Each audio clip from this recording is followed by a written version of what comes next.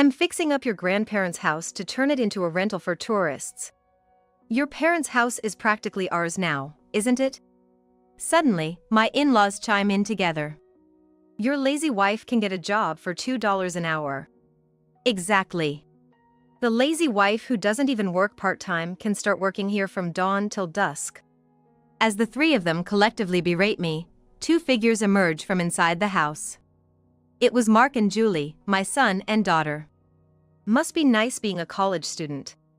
Who do you think is paying for your education? We haven't used a penny of Dad's money for tuition or living expenses, unlike high school. Not only Mark and Julie's words surprised Kyle, but also my in-laws. What do you mean? Michelle. That's when I couldn't help but open my mouth. Huh? You guys don't know? Yes. The children's tuition and other expenses weren't relying on Kyle anymore. My name is Michelle. A 45-year-old housewife living in a small city in the US. Ever since Mark and Julie went to college in New York, it's been just Kyle and me living together. Currently, my children are living near my parents' house in the suburbs of New York. Mark wants to become an expert architect, and Julie aims to be a curator, dedicating their lives to study. However, Kyle has never had good feelings towards my parents' house, which welcomes our children as boarders. Ultimately, this sentiment may have been what destroyed our relationship in the end. Kyle has always been dissatisfied with something. Not just my parents' house, but especially his job. I'm gonna quit that job, he's been saying for about the last 10 years. Kyle works at a regional sales office for the company I used to work for. Upon our marriage, he transferred to an office in the state where my in-laws live. And these in-laws of mine have never really gotten along with me. Since my in-laws' house is somewhat far from the workplace, I rent a condo, but whenever they have time, they drive over to our place. And when Kyle complains about work, they blame me, saying, it's because you're not supporting him properly. A wife is supposed to encourage and uplift her husband. Complaining about work is inevitable. But what can I say when Kyle won't even share the reasons for his complaints with me? For the past 10 years, I've always felt this frustration towards him. Moreover, Kyle's dissatisfaction with his job also extends to our children. As his salary hardly increases, Kyle often complains. So, I suggested working part-time. But Kyle wouldn't allow it, insisting that I stay home, keep the house perfect, and wait for him. What about the kids' future education? I argued, but they should just go to a nearby public university, he'd retort. Kyle, for his part, always seemed to think about the children's education as cheaply as possible. Only public universities close to home are acceptable, he'd always tell my children. But the kids rebelled as much as they could against their father. Where in this state can you find a university that offers architecture? Sure, there are universities where you can get a curator's degree, but the number of museums and galleries is overwhelmingly different between here and New York. Kyle was incredibly irritated by the children's reasoning. Who do you think is paying for this? Every time I witnessed such exchanges, I sighed.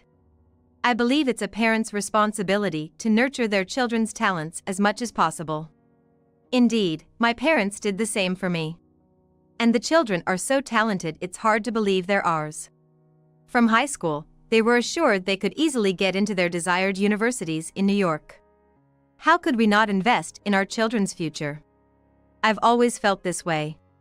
So, I contacted my father. By this time, my mother had passed away, and my father was living alone at home.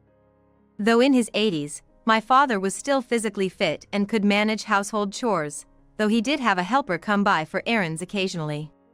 As someone who was dearly loved by my parents, I was worried about my father living alone. As the youngest of 4 siblings, I have 3 older brothers. After our mother's death, these brothers also expressed concern for our father, suggesting living together or a care facility, but he insisted on staying in his own home, so we ended up just checking in on him occasionally. So, I suggested to Kyle, how about also using my parents' home for boarding as a way to keep an eye on Dad? Kyle was like, if that works, sure. Seemed like as long as it didn't cost a dime for the kids' place, he was okay with it. And then he dropped this bomb. Since I'm gonna be looking after, make them pay for their own grub. When he blatantly said that, I was pretty ticked off, no lie. But honestly, Dad was thrilled the grandkids were coming by so often.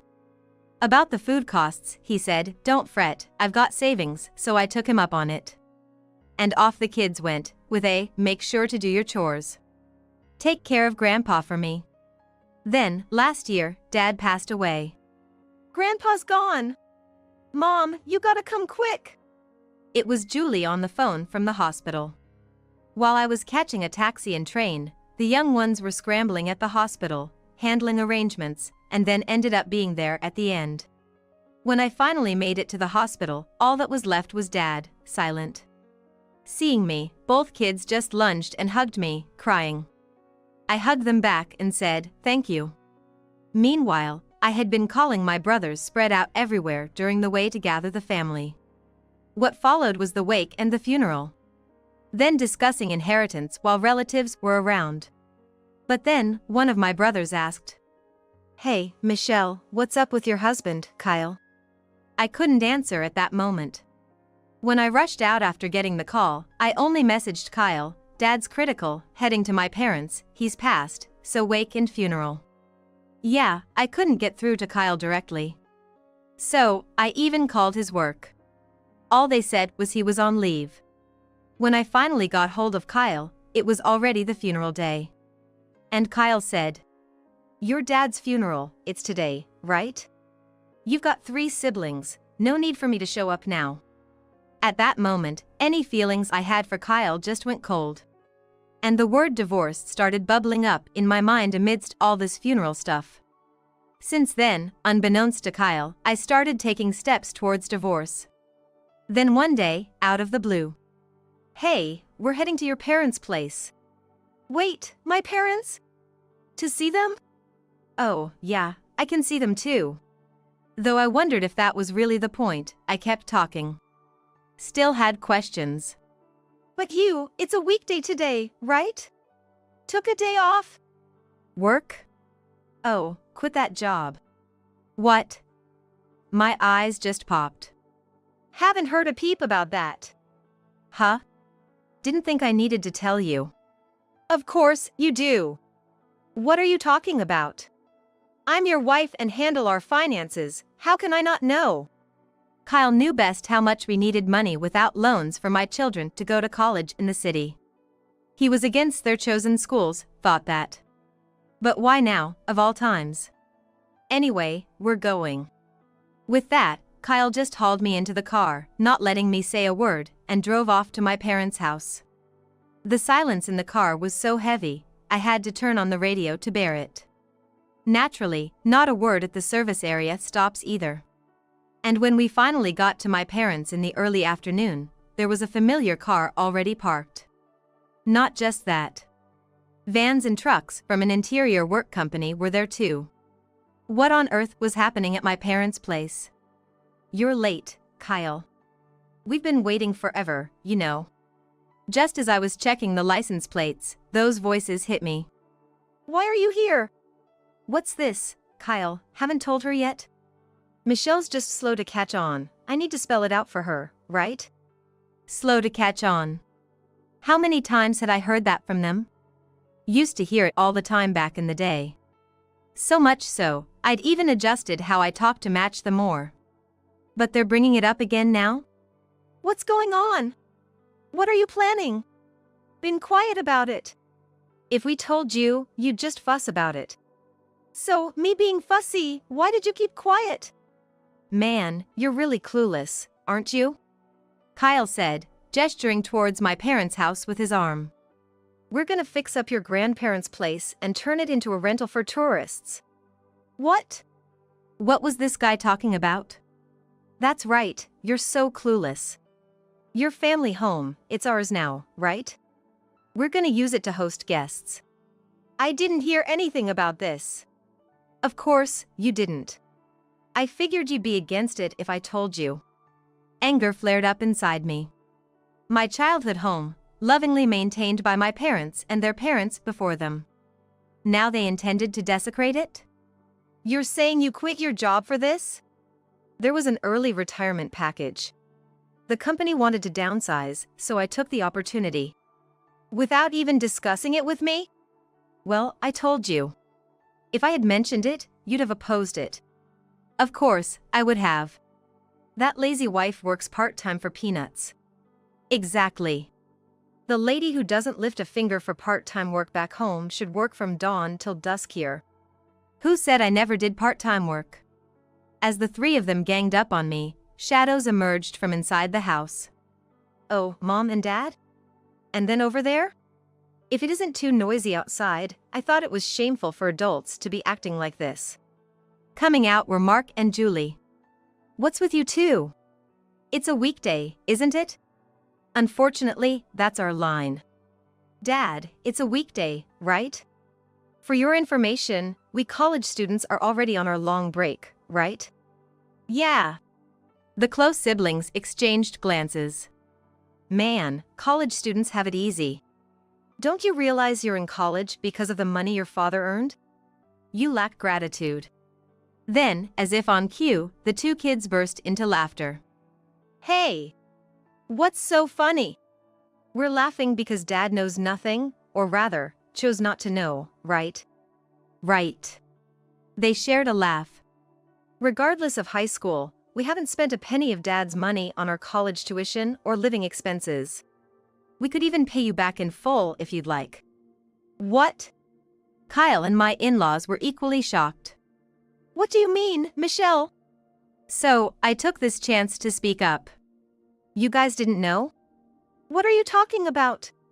So, you were unaware. The kids' tuition came out of their own accounts. Huh? Their mouths dropped open in unison. Well, I only found out about this recently myself. Standing around in the yard talking is tiring. How about we go inside? Mark suggested lazily, gesturing for us to come in. But Mark, what about the work? If it's not in the work area, it's fine. Then let's go to the kitchen. Knowing the house well, the kids hurried us into the entrance. From the open sliding glass doors, I could see a blue tarp and some cables indicating ongoing work. But there was no sound of machinery. Just a hint of movement. They've already started working. No matter what you say, a done deal is a done deal. My in-laws said, looking pleased. Kyle snorted at me. It seemed they hadn't realized their mistake. Maybe I could leave the next part to the kids. Cheerfully, my in-laws tried to enter the living room immediately to the right of the entrance. But Mark quickly corrected them. No, not there. The living room is off limits. The kitchen, as Mark mentioned, was down the hallway to the left at the stairs. When I was growing up, the kitchen was on the right. But after I moved out following my marriage, I heard it had been renovated into a larger bath and utility space, thinking it would be useful when my parents needed care. Indeed, my mother passed away in a hospital before needing care, and my father was healthy until a year before his death. Still, they must have anticipated inconveniences with the old bath.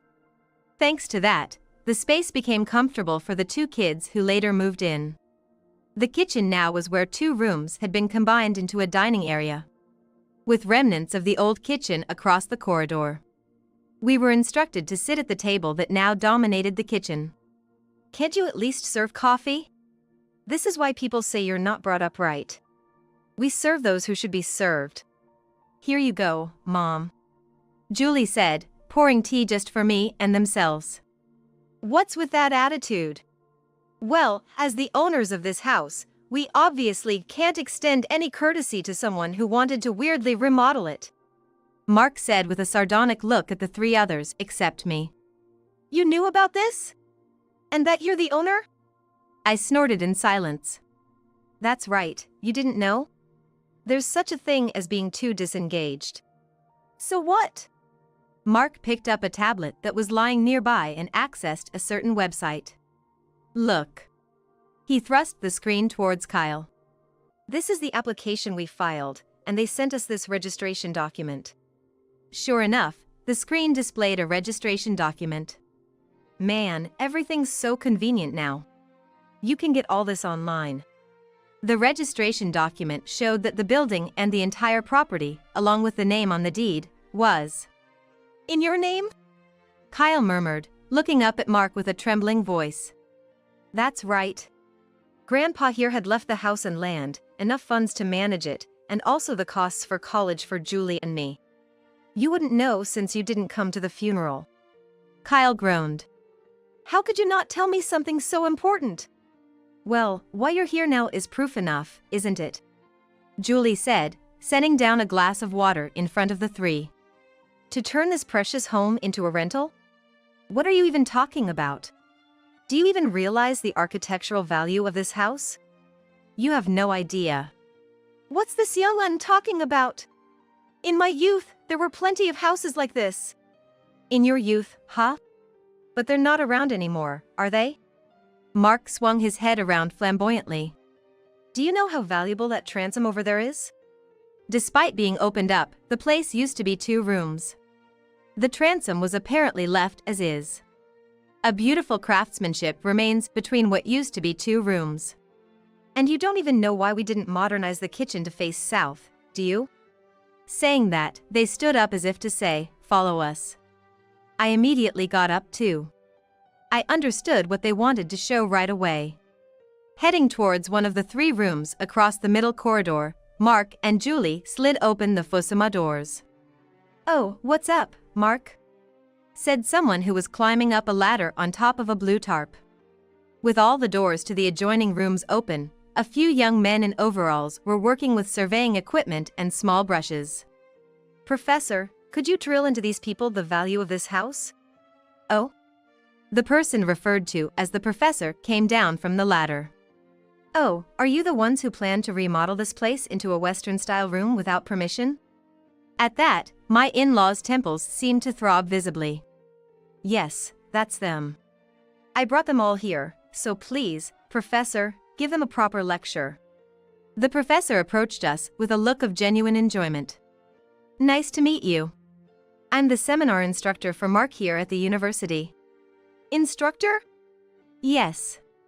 The professor handed over a business card that clearly stated his position as the dean of the architecture department at Mark's university. That professor is... Oh, when he eagerly joined our seminar, I heard about this house. And when I listened closely, it turned out to be a central hallway-style house built a long time ago. Huh? It's just an old, common house. That's an ignorant statement. The professor smiled broadly and stepped forward. Do you understand the value of this lighting? Everyone looked up simultaneously. It's just a round light cover, isn't it? With some weird pattern. Oh dear, you don't know this pattern is Art Nouveau? From there, the professor led the lecture. The lighting cover, likely original, was frosted glass with an Art Nouveau-style plant design. The glass in the middle of the exterior shoji doors featured an Art Deco-style geometric pattern. And the exterior glass doors also used cutting-edge designs from that time. What's amazing is that these are still beautifully preserved today. And what about that? Do you even know where this is? The professor tilted his head as if to say they didn't understand. We're a bit far, but this is still downtown. How important it is that a wooden structure be built and keep its original form. Then, Julie moved to the next room. Please explain this part too. The 3 looked puzzled at what could be next. The person Julie called was a young man using a feather duster and cotton swabs near the alcove. Hi. I work as a curator at a museum. I'm a graduate of Julie's university, so yeah, I guess that makes me a senior. The 3 were shocked to find yet another profession unrelated to them getting involved. Man, this house is truly a treasure trove. Huh? No, the owners here decided it's important to preserve it, so they're donating it to the museum. Look at this vase, for example. The curator pointed to a vase displayed at the end of the middle corridor. What's this? It has a pretty pattern, but it looks quite dirty. Well, it's a bit dirty because it's from China's Ming Dynasty. The beauty of this plant pattern glaze is just exquisite. What? They seemed not to catch on immediately. To put it roughly, that's about 500 years ago. I interjected. Then my in-laws gasped in surprise. Such an antique? Yes, there are still many more like this around the house. This hanging scroll, for instance, is a work from a young master of painting. Though its existence was known, the actual piece had been missing. My mother-in-law shrieked. Well, such items were collected by the previous and the one before the previous generations of this house. And they've all survived tumultuous times. Then Kyle was taken aback. Julie, you're donating it to the museum? Yes. It would be terrible if they were carelessly destroyed. Idiot. If it's so valuable, why wouldn't you sell it for money? Julie sighed deeply. That's why we never told you, even though Grandpa talked about it. Because you say things like that. What are you saying to your parents? You see, inheriting such items is a huge responsibility. With taxes and everything, how could we leave them in a place where people might just tear them down without thinking? Indeed, they must have learned a lot from their father about these matters. By the way, we got the renovation request from one of our graduates. The professor interjected again. That's leaking customer information, isn't it? Kyle retorted. Well, he wasn't wrong. No, we just got the information that a building we knew was in danger. The graduate just passed on the rumor, and then we asked Mark. There was a plan I didn't know about, and I rushed to the contractor in a panic. If they had proceeded with the construction, it would have been a huge issue for the contractor too. I had them immediately stop the plan. Kyle let out a defeated sound.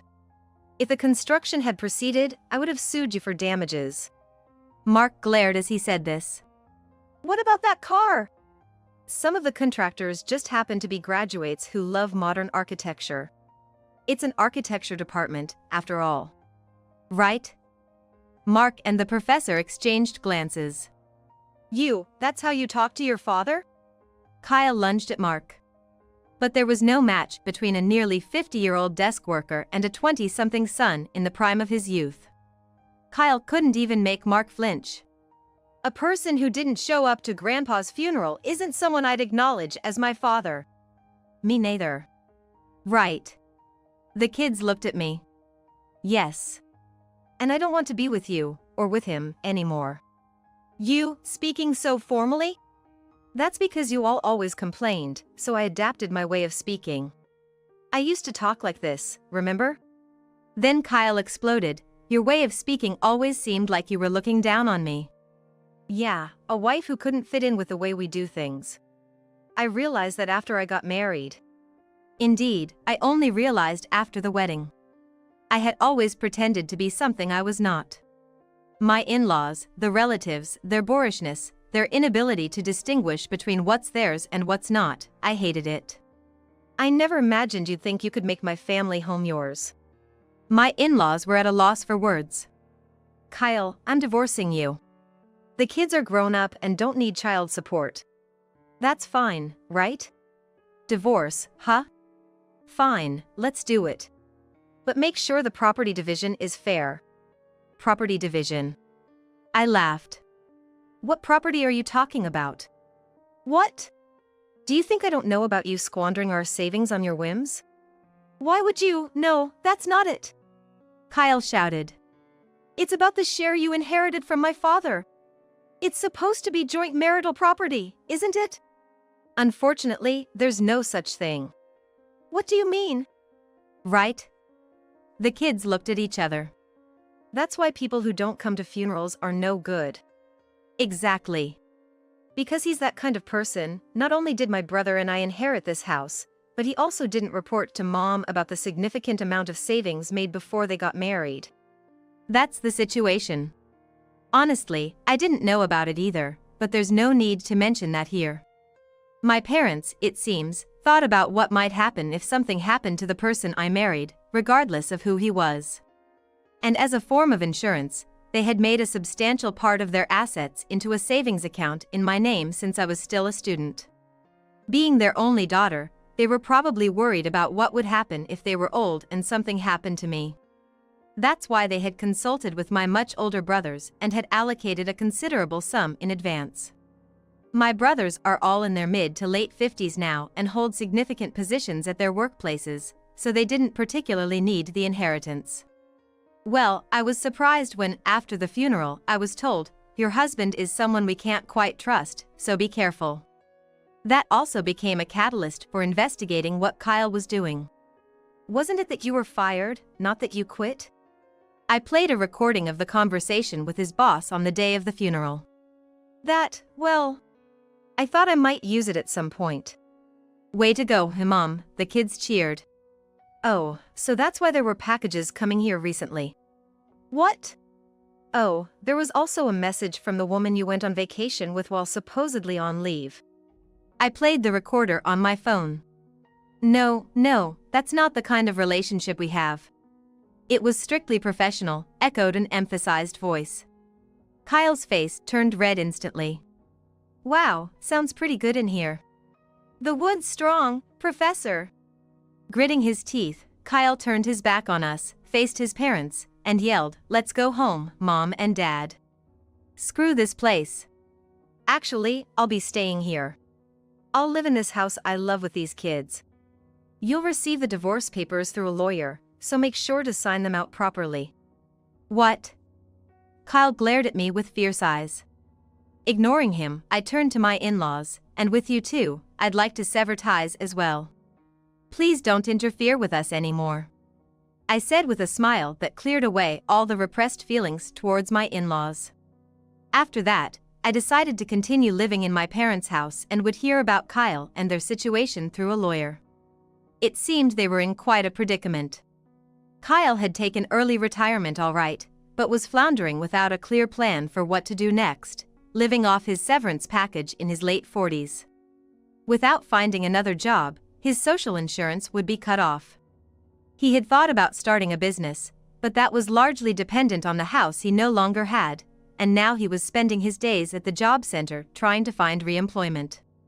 The part of his severance that turned into my alimony must have hurt too. And as for my in-laws, they were in trouble as well. They had planned to sell their home and land for retirement funds, but it turned out the property violated building standards. Mark had told me. This area had a bit of a scandal similar to a construction company's fakery issue. "What do you mean?" "Well, you know Dad's hometown area was kind of a new town, right? Now that you mention it. There was a rapid sale of visually appealing but cheaply made houses. However, the materials were subpar. Combined with various issues related to the land, what was barely legal under the old building codes is now illegal. And that means such non-conforming buildings can't be sold." "Wow!" I was genuinely surprised. "So, the house can't be sold. It has to be demolished to be worth anything." The lawyer said my in-laws had already consulted a real estate agent. But as Mark said, they were told only the land had value. In their mid to late 70s and having given up their driver's licenses, they had wanted to move to a more comfortable place using the money from selling their house and land. The news from Kyle must have excited them about living near the city. However, it seems the land, being in a declining regional city, wouldn't fetch much. Moreover, demolishing the house would cost a significant amount. Even if the land sells for $200,000, having to spend $60,000 to $80,000 on demolition is what they're saying. Does that mean it'll be halved? The plan's totally ruined, huh? If the remaining amount isn't significant, who knows what will happen. Currently, they say Kyle has moved into his apartment. But if Kyle doesn't find a job, moving to an even cheaper place will only be a matter of time. Then, 3 months later. Congratulations! With that, the professor and the people from Mark's seminar group gathered around the large kitchen table in the room, signaling a toast. This was because, after consulting with my children, I decided to turn the second floor of this spacious house into a boarding house for students with meals included. The large bathroom are just right for several people to live in. And now, 3 students from the seminar are moving into this house. It seems that the students studying to be architects are happy just to live in the house itself. The day that group came and said, "It would be nice to live in a house like this," made me reconsider how to use this house. My ex-husband Kyle had said he wanted to turn it into a rental property. The idea of turning a large house into something is not bad in itself. The problem is how to use it. If Kyle had suggested using almost the exact form of the house, I might have considered it. But Kyle didn't think that way. He only wanted to follow the trend. What would happen to this important house if such a place were opened? However, hosting students who love historical architecture isn't a bad thing. Having been a homemaker for over 20 years, I think it's not a bad way to start anew. Plus, there are still treasures to be found, Julie said. I hadn't paid much attention, but there's also a basement in this house, and there are things down there that haven't been checked yet. With the curator senior moving in, the work, doubling as fun and study, will likely continue in the future. I plan to live in this beloved house of mine for as long as possible, enjoying every moment.